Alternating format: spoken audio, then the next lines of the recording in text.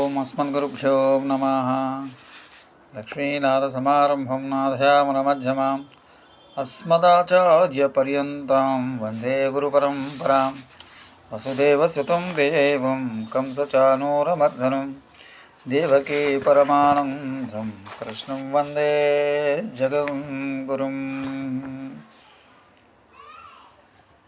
ప్రియ భగవద్బంధువులారా, ఈరోజు సుధాశ్రమంలోని 38వ శ్లోకం అర్థానుసంధానం చేసుకుందాం. 38వ శ్లోకంలో 9 నామాలు ఉన్నాయి.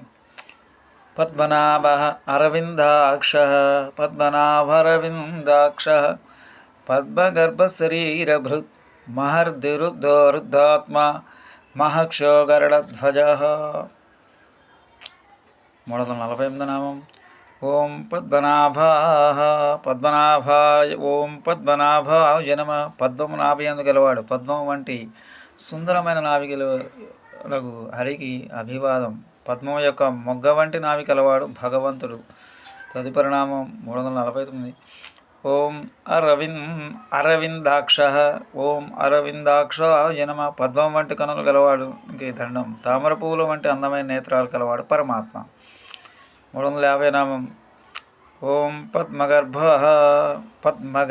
ఓం పద్మగర్భాయ నమః. ఉదయ పద్మంలో ధరింపబడేవాడు, ఉదయ పద్మంలో జ్ఞానం పడేవానికి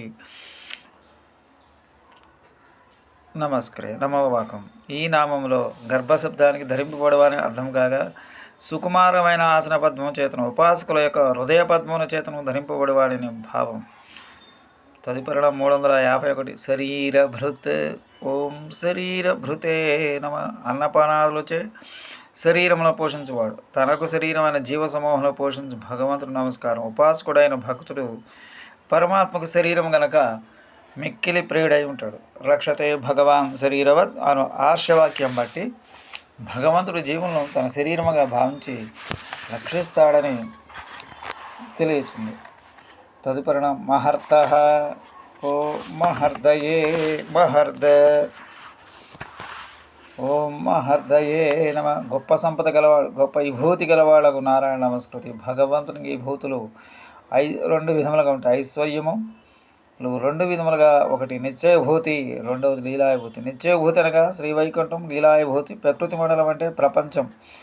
భక్తులకు యోగక్షేమాలను కలుగజేయు అంతులేని గొప్ప సమృద్ధి కలవాడు భగవంతుడు. భగవంతుడికి తన 2 విభూతులను భక్తుల క్షేమం కొరకు ఉపయోగిస్తాడు. తదుపరి 353.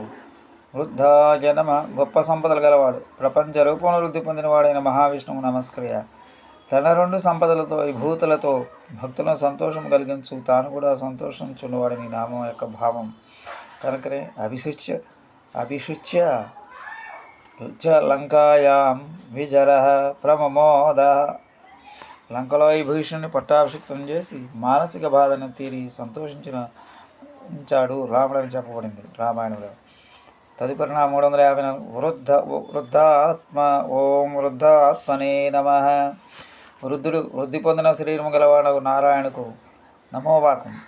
భగవంతుని 2 విభూతుల్లో దేశకాలావధులు లేవని, అంతటి విస్తారం గల 2 విభూతుల్లో ఇముడినట్లు చేయగలిగిన వృద్ధిలో కూడిన స్వరూపం భగవంతుని కనుక అతని శరీర వృద్ధి చెప్పను సఖ్యము కాలదు. తదుపరి 355. ఓం మహాక్షయాయ నమః. గొప్ప అందమైన కనులు గలవాడు, విశాల దీర్ఘనేత్రుడై అన్నిటినీ చూసి గమనించేవాడైన దేవునికి ప్రణతి. అక్షం అంటే బండి ఇరుసు, అది సారథిని రధికుని మోస్తుంది కనుక మోయివాడని అర్థం చేయ గరుత్మంతుని గ్రహించి గొప్ప గరుత్మంతుడి వాహనం గలవాడు పరమాత్మ. అక్ష అను శబ్దానికి పూజింపదగిన అర్థం కూడా ఉండడి చేత పూజింపదగిన గరుడ వాహనంగా గలవాడు భగవంతుడని కూడా భావంగా చెప్పవచ్చు. తదుపరి 356. గరుడధ్వజ ఓం గరుడధ్వజాయ నమః. జెండాపై గరుత్మంతుడు గుర్తుగా గలవాడు భగవంతుడు నమస్కారం. గరుత్మంతుడు భగవంతునికి వాహనం, దాసుడు, ఆసనం, స్నేహితుడు, ఇట్లా అనేక విధములుగా సేవలు అందించేవాడు. అంతేగాక దూరములను చూసి వారు కూడా శ్రీ మహావిష్ణువు వస్తున్నాడని ముందుగా తెలియజేసి జెండాపై గుర్తు కూడా అయినవాడు కనుక ఈ చివరి అర్థాన్ని తెలిపే నామం ఇది. భగవంతుని స్తుతించినది. శ్రీకాంతాయ కళ్యాణ శ్రీ వెంకట నివాసాయ శ్రీనివాసాయ మంగళం. మంగళం కౌసలేంద్రాయ మహనీయ గుణాబ్దే చక్రవర్తి తనూజా సార్వభౌమాయ మంగళం. మంగళాశాసన పరమదాచార్య పురోగమై సర్వైస్య పూర్వైరాచార్య సకృపాయాస్తు మంగళం.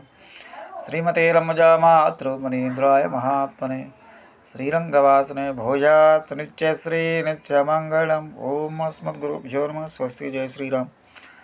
ఈ వీడియో కనుక మీకు నచ్చినట్లయితే షేర్ చేయండి, సబ్స్క్రైబ్ చేయండి. 10 మందికి షేర్ చేయండి, సబ్స్క్రైబ్ చేయండి. శుభం భూయాత్.